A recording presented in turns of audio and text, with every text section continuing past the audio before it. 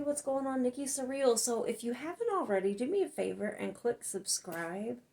Help me grow. I appreciate it. Today's video is another viewer request. You know, I love those.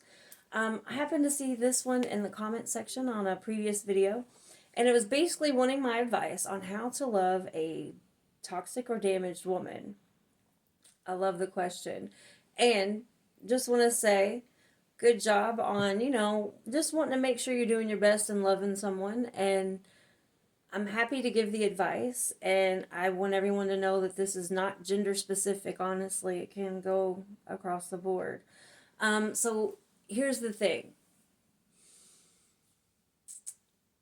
loving people, definitely paramount. We're supposed to love people unconditionally.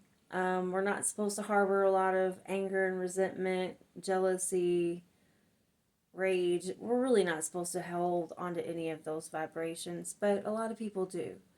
Um, so the fact that you're trying to love someone who seems to be a little hard to love, that speaks volumes about you, and I'm happy to hear that. But it's also very dangerous for you.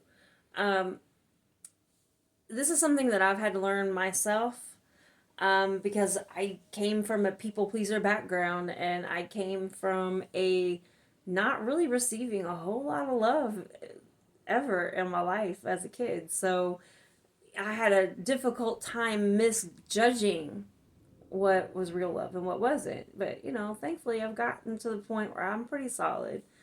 Um, you have to understand, you got to pull back when it's no longer serving you. Um, you can love someone from afar without allowing them in your actual life to destroy you or to take advantage of you or to make you feel horrible. That's not love. And a lot of times, if you pull back and you think about the situation and the relationship that you have with that person, you usually write down the bad parts versus the good parts. And you're most likely, if you're coming up with more bad things, that's letting you know it's not working out for you. Your relationships aren't supposed to leave you feeling with a whole big bag of complaints, you know?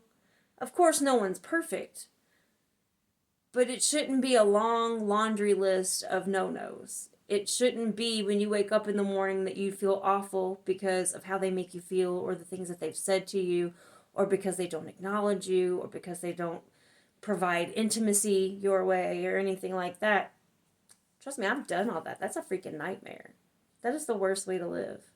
Especially when you know that you have deep emotional romantic love for someone and they're just not returning it. Now, I've understood having patience for people who have trauma. But at the same time, my belief is if you have so much trauma, you're not able to love me. Why in the hell are you in relationships? Why are you dating? If you're not able to love someone, why are you entering in commitments that require you to be loving? So that's where accountability is going to have to come into play. So if your trauma is keeping you from treating me the way I deserve to be treated, then either you need to get into therapy or you need to pack some bags. Because it's not your fault. Their trauma is not your issue. Okay? You've been patient enough with them. You've shown them that you are the safe bet, that you're protecting them, that you're loving them consistently, that you're not going anywhere. That should indicate to them that it's okay and it's time to heal. And if they're not putting the effort in to heal, then they're just there to bleed all over you. That's all. Don't let anyone do that to you. And if you're trying to love someone who's just straight up toxic, understand they're toxic by choice. Okay, they know that what they're doing is manipulative. They know what they're doing is cruel.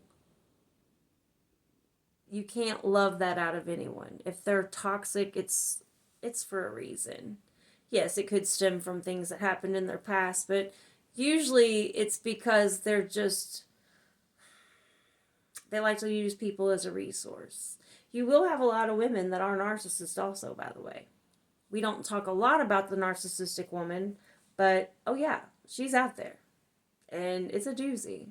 She's really good at manipulating. She's really good at not taking accountability. And I know there's some dudes that say all women don't take accountability, but that's hogwash.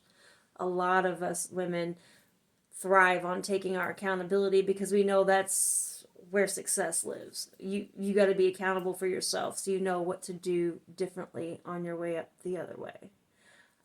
So yeah, a lot of us do take accountability. So you have to take in consideration what are the behaviors of the person you're with, what exactly is the reason between their toxicity. And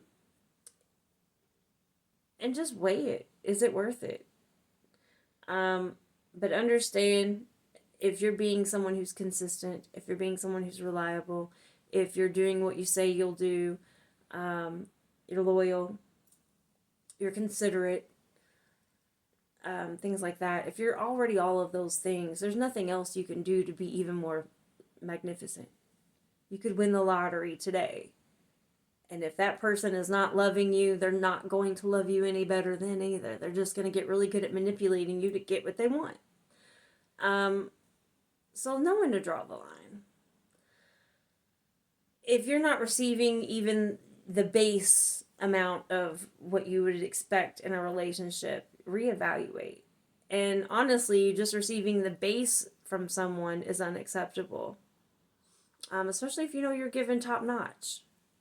There's nothing wrong with demanding that you receive the same level of attention, time, and consideration and love that you're giving out to other people. We're not Jesus Christ, sweetie. It's okay for us to want reciprocation. And you're not a bad person if you decide to walk away from a situation that doesn't love you the same way that you love them. And I put that on everything. Alright, guys. Well, thanks for watching. Like I said, if you haven't, click subscribe. It helps me out. Thanks.